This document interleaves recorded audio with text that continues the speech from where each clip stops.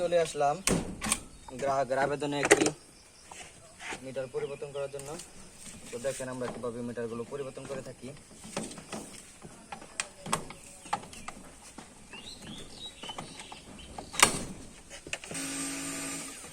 যেহেতু ডিজিটাল যুগ, যান্ত্রিক শক্তির মাধ্যমে আমরা দ্রুত মিটার পরিবর্তন করার চেষ্টা করি।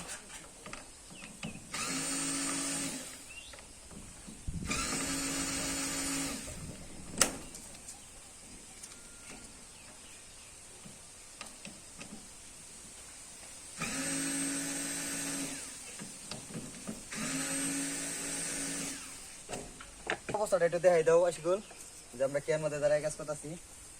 দাঁড়ানোর জায়গা না থাকার কারণে আমরা বেঞ্চের উপরে দাঁড়ায় রয়েছি।